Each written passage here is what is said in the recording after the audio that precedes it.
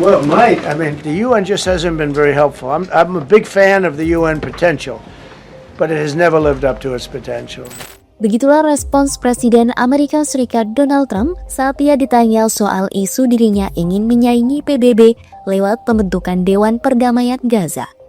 Trump mengatakan bahwa PBB seharusnya ikut andil menyelesaikan perang, tetapi tugas tersebut tidak pernah dilakukan.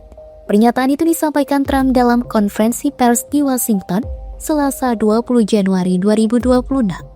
Well, it might. I mean, the UN just hasn't been very helpful. I'm a big fan of the UN potential, but it has never lived up to its potential. The UN should have settled every one of the wars that I settled.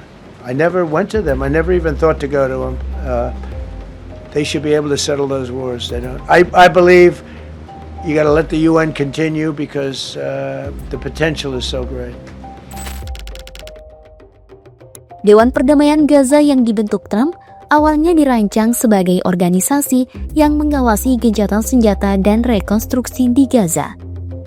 Rencana ini telah disetujui PBB lewat resolusi 2803 pada November 2025. Namun, kini muncul indikasi bahwa Trump ingin membawa Dewan Perdamaian menjadi organisasi dengan jangkauan yang lebih luas dengan mengundang puluhan negara.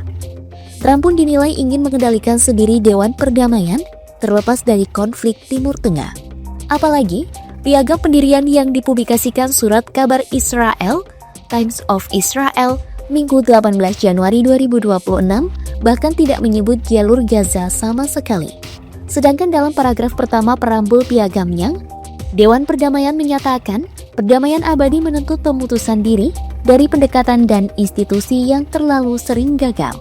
Meski PBB tidak disebutkan secara eksplisit, namun, Trump berulang kali mengecam PBB sebagai lembaga yang tidak efektif. Di lain sisi, piagam itu menyebut Dewan Perdamaian akan menjalankan penjagaan perdamaian sesuai hukum internasional. Padahal, fondasi hukum internasional adalah piagam PBB, dan resolusi PBB yang ada hanya memberi mandat Dewan Perdamaian untuk konflik Israel-Palestina. Sehingga jika Dewan Perdamaian mengambil peran lain tanpa mandat PBB, maka ia akan berhadapan langsung dengan PBB.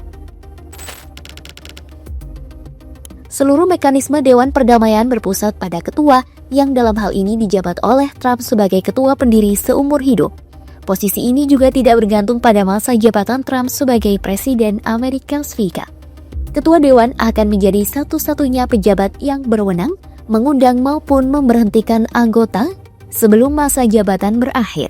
Anggota lain memang bisa memveto keputusan ketua, tetapi memerlukan dukungan 2/3 suara.